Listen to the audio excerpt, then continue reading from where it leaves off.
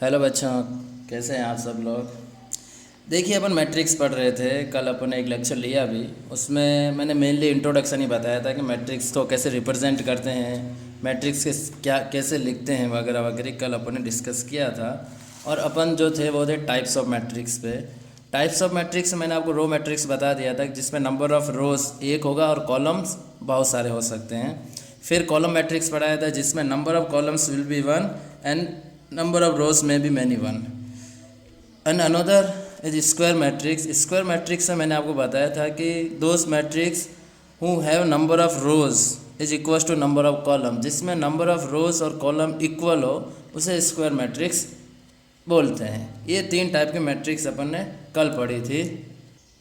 आज इससे आगे पढ़ेंगे। फोर्थ टाइप जो होता है मैट्रिक्स का उसे बोलते हैं डायगोनल मैट्रिक्स। डायगोनल कैसे, इसकी जो फर्स्ट पॉइंट है वो आपको ध्यान रखना है, जो इम्पोर्टेंस है वो नोट वाली है कि डायगोनल मैट्रिक्स में मैट्रिक्स जो है matrix must be square matrix. So diagonal matrix के लिए जो फर्स्ट नेसेसरी कंडीशन है वो है मैट्रिक्स स्क्वायर होनी चाहिए। Means number of rows equals to number of column होना ही चाहिए। अगर ये हैं देन मैट्रिक्स में भी डायगोनल। अब डायगोनल के लिए फर्स्ट कंडीशन तो ये होगी कि मैट्रिक्स स्क्वायर होनी चाहिए। सेकंड कंडीशन क्या है, सेकंड कंडीशन ये है कि अगर मैट्रिक्स में आप जो लिख रहे हैं एलिमेंट्स, अब ये स्क्वायर मैट्रिक्स है तो एम क्रॉस एम टाइप की मैट्रिक्स होगी। अब अगर इसमें जो आप एलिमेंट्स लिखेंगे डायगोनल एलिमेंट वो इस टाइप के होंगे एंड सो ऑन, इस टाइप के। अब डायगोनल मैट्रिक्स अगर होना है तो इसके अलावा except diagonal elements all elements must be zero. इसके अलावा जितने भी एलिमेंट्स हैं ना वो सब ज़ीरो होने चाहिए। ये इसकी नेसेसरी कंडीशन है कि डायगोनल के अलावा सारे के सारे एलिमेंट ज़ीरो होना चाहिए। Means diagonal element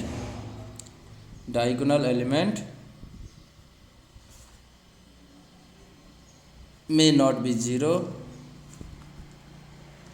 except all are zero। Diagonal element के अलावा सारे के सारे एलिमेंट्स अगर ज़ीरो हैं, और ये एलिमेंट्स अलग अलग हो सकते हैं, इस टाइप के मैट्रिक्स हो सकते हैं 1 2 3 अदर आर ज़ीरो, ये एक डायगोनल मैट्रिक्स है।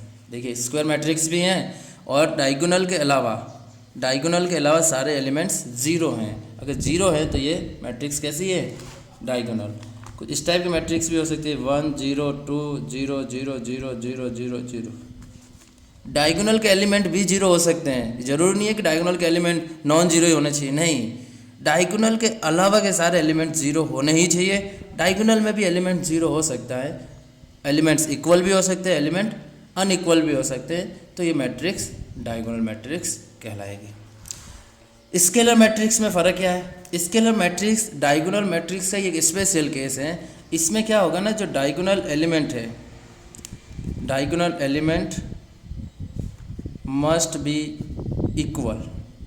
मीन्स इसमें जो डायगोनल एलिमेंट्स जो थे डायगोनल मैट्रिक्स में वो सारे के सारे एलिमेंट्स सेम होने चाहिए। सपोज सब आए 2 तो सारे के सारे 2 ही होने चाहिए, तो ये क्या कहलाएगी, स्केलर मैट्रिक्स। सपोज आएगा √3 then all diagonal element must be √3। 1 होगा तो 1 1 1 आ जाएगा। फ़र्क क्या है, the difference between diagonal matrix and scalar matrix is in diagonal matrix the diagonal elements may be equal or may not be equal, it may be 0, but in scalar matrix all the diagonal element must be equal। सारे के सारे जो diagonal element है वो same होने चाहिए। अब identity matrix पे आ जाते हैं। आइडेंटिटी मैट्रिक्स भी एक डायगोनल मैट्रिक्स का ही स्पेशल केस है। इसमें सारे के सारे जो डायगोनल एलिमेंट्स हैं, डायगोनल एलिमेंट्स वो सारे के सारे यूनिटी होंगे। यूनिटी मीन्स 1 होंगे। तो 1 कैसे, कि सपोज मैं 3x3 का मैट्रिक्स लिख रहा हूँ, वैसे मैंने सब में 3x3 मैट्रिक्स ही लिखा है, तो सारे के सारे इक्वल भी होने चाहिए और यूनिटी मीन्स 1 ही होना चाहिए। इसका ऑर्डर क्या हो गया, 3x3, ये सब भी 3x3। तो इसका जो रिप्रेजेंटेटिव सिंबल जो होता है वो होता है आई से आप इसको रिप्रेजेंट करते हैं।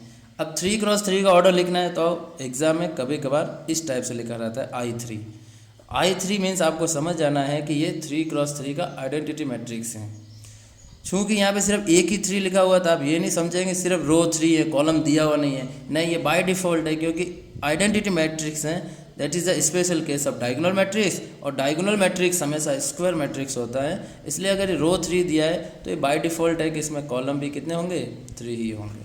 तो ये आपको अंडरस्टूड होता है, बाय डिफ़ॉल्ट अंडरस्टूड होता है। यहाँ तक क्लियर है।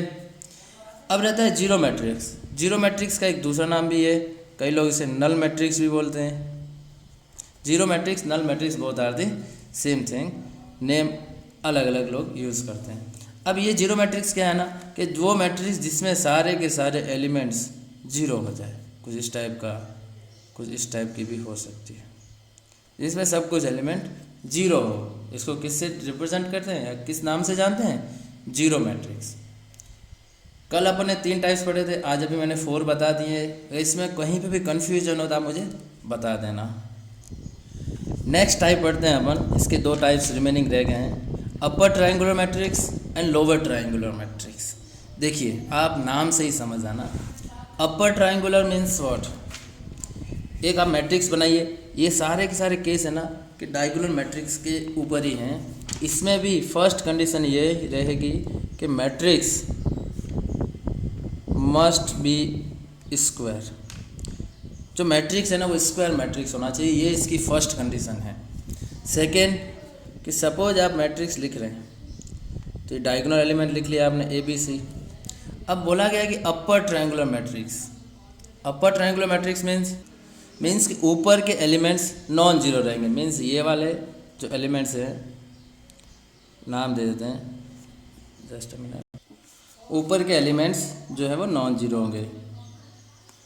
उसके अलावा जो डायगोनल के नीचे, देखिए अपर ट्रायंगुलर में अपर मीन्स ऊपर के, आप ऐसे पढ़िए ना, अपर उसको पढ़ लीजिए ऊपर, ऊपर के एलिमेंट्स नॉन जीरो होंगे। मीन्स डायगोनल के ऊपर के एलिमेंट्स नॉन जीरो होंगे, उसके नीचे के जीरो। अब लोअर ट्रायंगुलर इसी तरीके से आप सोचिए कि ये डायगोनल एलिमेंट है, lower means lower non zero होंगे और ऊपर जीरो होंगे। इसकी भी फर्स्ट कंडीशन क्या है कि मैट्रिक्स स्क्वायर मैट्रिक्स होना चाहिए। सब दो के मैंने स्क्वायर मैट्रिक्स ही लिखा है, आप देख सकते हैं। समझ में आया कि नहीं आया। अपर ट्रायंगुलर में डायगोनल के नीचे के एलिमेंट सारे के सारे जीरो होने चाहिए। ऊपर वाले जीरो हैं या नहीं भी हो सकते हैं, चलेगा, बट मस्ट बी कंडीशन क्या है, नेसेसरी कंडीशन क्या है कि डायगोनल के नीचे के एलिमेंट्स जीरो होना चाहिए। इसमें डायगोनल के ऊपर के एलिमेंट्स जीरो होने चाहिए। कई जगह अगर मैथमेटिक्स वे में लिखें तो इस टाइप से भी लिखा रहता है ए आई जे जीरो होना चाहिए जब जे इज़ ग्रेटर देन आई। यहाँ सब में जे इज़ लेस देन आई, इन सब में आई की वैल्यू जो है वो जे से ज़्यादा है। इसमें आप देख सकते हैं कि ए आई जे मस्ट भी जीरो होना चाहिए जब जे ग्रेटर देन आई, क्योंकि ये एलिमेंट्स क्या लिखा हुआ है, ए 1 2, ये आई है, ये जे है, जे बड़ा है आई से, तो वो सारे एलिमेंट जीरो होने चाहिए जिसमें जे ग्रेटर देन आई हो। ऑब्जेक्टिव क्वेश्चन यहीं से बनता है, वो इस फॉर्म में लिखा रहेगा ए आई जे जीरो होना चाहिए। कहाँ पे, अगर अपर ट्रायंगुलर है तो I greater than J, lower triangular है then J is greater than I. इसे मैथमेटिक फॉर्म में लिखा रहेगा, आपको ऑप्शन टिक करना रहता है। आगे चलते हैं, कंपेरेबल मैट्रिक्स। कंपेरेबल मैट्रिक्स अपन कब बोलेंगे वो समझिए। Two matrices are said to be comparable if their orders are same. Must be condition क्या है, मस्ट नेसेसरी कंडीशन ये है कि अगर दो मैट्रिक्स को अपन कंपेयर कब कर पाएंगे, जब उनका ऑर्डर सेम हो। अगर ऑर्डर सेम होगा तभी तो हम बोल पाएंगे कि ये मैट्रिक्स और ये मैट्रिक्स सेम है। किस टाइप से, मैंने सपोज दो मैट्रिक्स लिया, ए 1 2 3 4, बी लिया मैंने 1 2 3 4। अब देखिए अब इसके और इसका ऑर्डर सेम है, 2 cross 2 2 cross 2। First condition 2 cross 2 same है ऑर्डर। देन हम कंपेयर करेंगे इसका फर्स्ट एलिमेंट और इसका फर्स्ट सेम है कि नहीं, इसका सेकंड सेम है, इसका थर्ड सेम है, 4 4 सेम है। मीन्स ए और बी मैट्रिक्स इक्वल है। अब अगर मैं सपोज कि एक सी मैट्रिक्स लेता हूँ 1 2 3 4, बट यहाँ पे 6 और 7 भी ले लेता हूँ। अब इसमें देखिए इसका फर्स्ट के इक्वल है, सेकंड के, थर्ड के, फोर्थ के, बट इनमें कुछ एक्स्ट्रा एलिमेंट्स भी हैं क्योंकि इसका ऑर्डर जो है वो 2 क्रॉस 3 का है। तो ये दोनों मैट्रिक्स कभी भी आप कंपेयर नहीं कर पाओगे क्योंकि ऑर्डर सेम नहीं है और इसमें एलिमेंट्स भी एक्स्ट्रा हैं, इसलिए अपन कोई भी डिसीजन या कुछ नहीं कह पाएंगे, कमेंट नहीं कर पाएंगे कि ये मैट्रिक्स इक्वल है या नहीं। ये नॉन कंपेरेबल है, आप कंपेयर ही नहीं कर पा रहे हो। तो कंपेयर के लिए मस्ट भी कंडीशन है कि उसका ऑर्डर सेम होना चाहिए। इस पर अपन कुछ एग्जाम्पल करते हैं। देखिए, इक्वलिटी ऑफ मैट्रिक्स और कंपेरेबल मैट्रिक्स। इक्वलिटी का मतलब क्या हो गया कि A इक्वल्स टू B, दोनों मैट्रिक्स की वैल्यू सेम हो।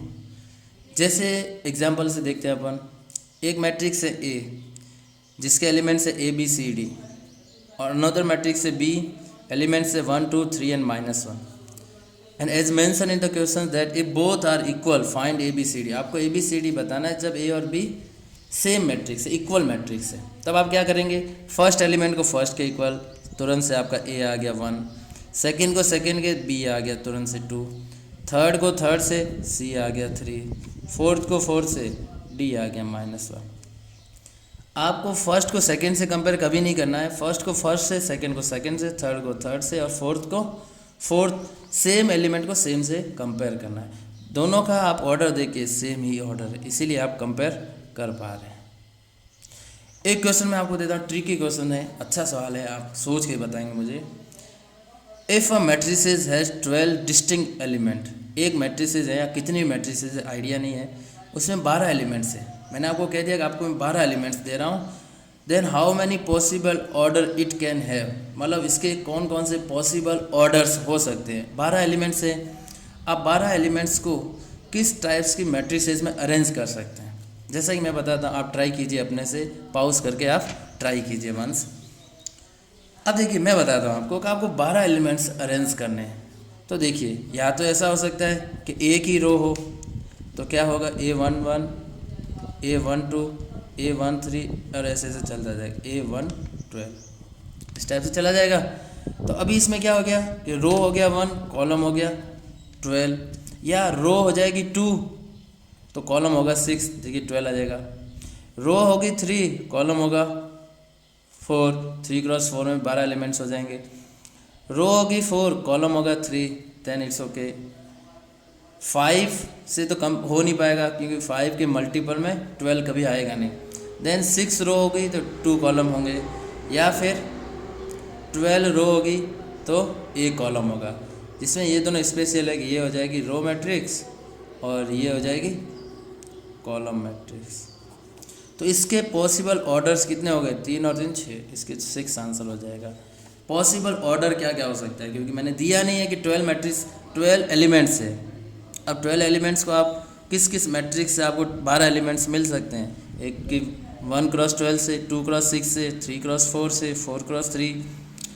आप लिख के भी देख सकते हैं। सपोज मैं ये लिखता हूँ 2 रोज 6 कॉलम, तो क्या क्या आएगा, A11, A12, A13, A14, A15, A16।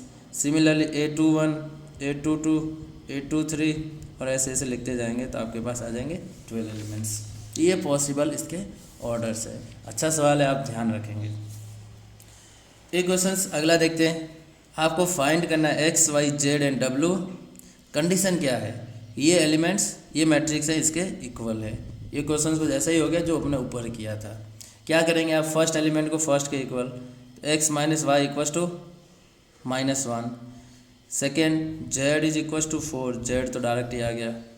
Third क्या है, 2x minus y equals to 0, and last W is equals to 5, ये भी डायरेक्ट आ गया। अब इन दोनों से x और y निकलेंगे तो आप क्या कर देंगे, सब्ट्रैक्ट कर लेंगे। सब्ट्रैक्ट करेंगे तो x minus 2x minus x, ये कैंसिल आउट हो जाएगा, और इधर -1, तो x आ गया आपके पास 1। इसको इसमें पुट कर दीजिए आप, तो आपको y मिल जाएगा 2। कोई डाउट्स हो तो आप मुझे पूछ लेना।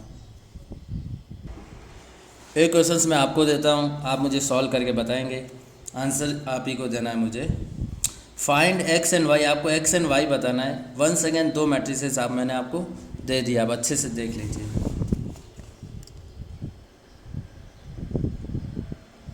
इससे आपको मुझे x एंड y फाइंड करके बताना है।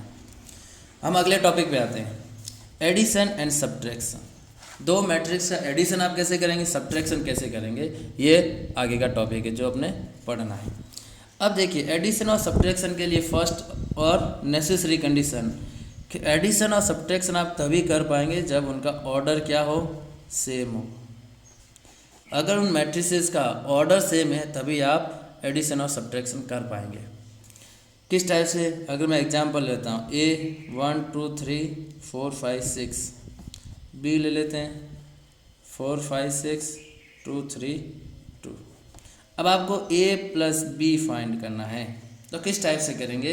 सिंपली ध्यान रखना कि फर्स्ट एलिमेंट फर्स्ट से ही ऐड होगा, फर्स्ट सेकंड से नहीं होगा, हमेशा फर्स्ट से होगा। तो 1 प्लस 4, सेकेंड के साथ 2 प्लस 5, थर्ड के साथ 3 प्लस 6, ये वाला इसके साथ 4 प्लस 2, ये इसके साथ 5 प्लस 3, ये इसके साथ 6 प्लस।